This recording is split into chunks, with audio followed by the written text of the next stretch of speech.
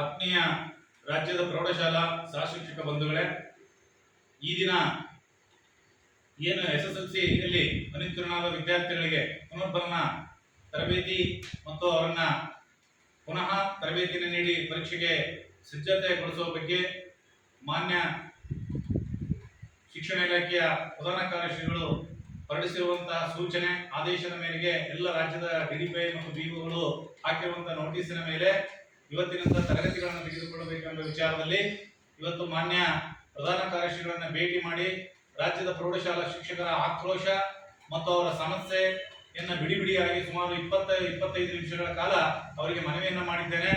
ಅವರು ಅದಕ್ಕೆ ಸಕಾರಾತ್ಮಕವಾಗಿ ಸ್ಪಂದಿಸಿದ್ದಾರೆ.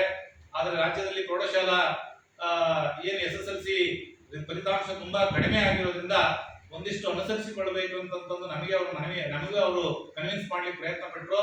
ಆದರೆ ನಾನು ಈಗಾಗಲೇ ಹೇಳಿದ್ದೀನಿ, ಈ ತಿಂಗಳ ಅಂತ್ಯದಿಂದ ಮೇ 29ರಿಂದ ಜೂನ್ 6ರವರೆಗೆ ಸುಮಾರು 8 ದಿನಗಳ ಕಾಲ ನಾವು ಪುನರ್ಭರಣ ತರಬೇತಿ ಕೊಟ್ಟು ಹೆಚ್ಚು ಉತ್ತಮ ಫಲಿತಾಂಶ ಕೊಡೋದಕ್ಕೆ ಪ್ರಾಮಾಣಿಕ ಪ್ರಯತ್ನ ಮಾಡುತ್ತೇವೆ ಅಂತ ಅವರಿಗೆ ಮನವಿಯನ್ನು ಮಾಡಿದ್ದೇವೆ.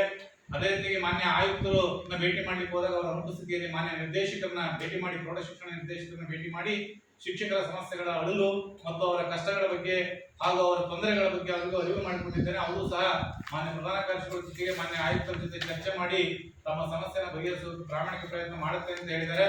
ಅದೇ ರೀತಿಯಾಗಿ ಮಾನ್ಯ ಸಚಿವರು, ಶಿಕ್ಷಣ ಸಚಿವರ ಆಪ್ತ ಕಾರ್ಯದರ್ಶಿಗಳನ್ನು ಸಹ ಭೇಟಿ ಮಾಡಿ ಶ್ರೀ ಹರ್ಷ ಸರ್ ಅವ್ರನ್ನ ಮತ್ತು ಜಯಪ್ರಕಾಶ್ ಸರ್ ಅವ್ರನ್ನ ಭೇಟಿ ಮಾಡಿ ಮಾನ್ಯ ಸಚಿವರ ಗಮನಕ್ಕೆ ಇದನ್ನು ಆದ್ಯತೆಯನ್ನು ತರಬೇಕು. ರಾಜ್ಯದ ಎಲ್ಲ ಶಿಕ್ಷಕರು ಬಹಳಷ್ಟು ನೋವಿನಿಂದ, ಸಂಕಟದಿಂದ ಇವತ್ತು ಬೇಸಿಗೆ ರಜೆಯನ್ನು ಅನುಭವಿಸಕ್ಕಾಗದೆ, ತಮ್ಮ ತಂದೆ ತಾಯಿಗಳನ್ನು ಭೇಟಿ ಮಾಡೋಕ್ಕಾಗದೆ, ಊರುಗಳಿಗೆ ಹೋಗಕ್ಕಾಗದೆ ಅವರು ಬಹಳಷ್ಟು ಒತ್ತಡದಲ್ಲಿ ಸಿಲುಕಿಕೊಂಡು ಇವತ್ತು ಬಹಳಷ್ಟು ತೊಂದರೆ ಅನುಭವಿಸ್ತಾ ಇದ್ದಾರೆ ಅನ್ನೋದನ್ನ ಮಾನ್ಯ ಶಿಕ್ಷಣ ಸಚಿವರ ಗಮನಕ್ಕೆ ತರಬೇಕು ಅಂತ ಹೇಳಿದಾಗ, ಅದೇ ಸಂದರ್ಭದಲ್ಲಿ ಮಾನ್ಯ ಎಲ್ಲ ವಿಧಾನ ಪರಿಷತ್ ಸದಸ್ಯರು ಸಹ ಮಾನ್ಯ ಪ್ರಧಾನ ಕಾರ್ಯದರ್ಶಿಗಳಿಗೆ ನಾವು ಮನವಿ ಮಾಡುವಂತ ಸಂದರ್ಭದಲ್ಲಿ ಸುಮಾರು 2-3 ಜನ ವಿಧಾನ ಪರಿಷತ್ ಸದಸ್ಯರು ಫೋನ್ ಕಾಲ್ ಮಾಡಿಬಿಟ್ಟು, ಇಲ್ಲ ಇದು ಶಿಕ್ಷಕರಿಗೆ ಸಮಸ್ಯೆ ಆಗುತ್ತದೆ, ಇದರ ಬಗ್ಗೆ ಪುನರ್ ಪರಿಶೀಲಿಸಬೇಕು ಅಂತಂದು ಅವರು ಸಹ ಮಾನ್ಯ ಪ್ರಧಾನ ಕಾರ್ಯದರ್ಶಿಗಳಿಗೆ ಕೇಳ್ತಾ ಇದ್ದನ್ನು ನಾನು ಗಮನಿಸಿದ್ದೇನೆ.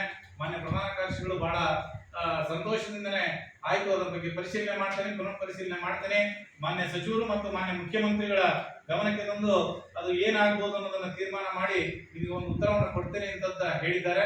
ಹಾಗಾಗಿ ನಮ್ಮನ್ನು ಸಹ ಸಂಘಟನೆಯ ಬಗ್ಗೆ ಬಹಳ ಖುಷಿಯಾದಂತ ಅಭಿಪ್ರಾಯ ವ್ಯಕ್ತಪಡಿಸ ಪಾರದರ್ಶಕವಾಗಿ ಈ ಬಾರಿ ನೀವು ಚೆನ್ನಾಗಿ ಎಕ್ಸಾಮ್ ಅನ್ನು ಮಾಡಿದ್ದೀರಾ, ಫಲಿತಾಂಶ ಕುಸಿದು ಸಹ ಪ್ರಾಮಾಣಿಕತೆಯನ್ನು ಮೆರೆದಿದ್ದೀರಾ, ಹಾಗಾಗಿ ನಾನು ಇದನ್ನ ಪುನರ್ ಪರಿಶೀಲನೆ ಮಾಡ್ತೇನೆ ಅಂತ ಹೇಳಿದ್ದಾರೆ.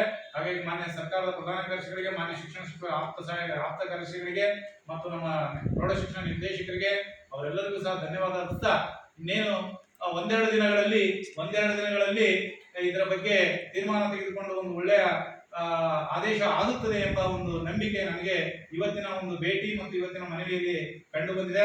ಹಾಗಾಗಿ ಯಾರು ಆತಂಕಕ್ಕೆ ಒಳಗಾಗೋದು ಬೇಡ.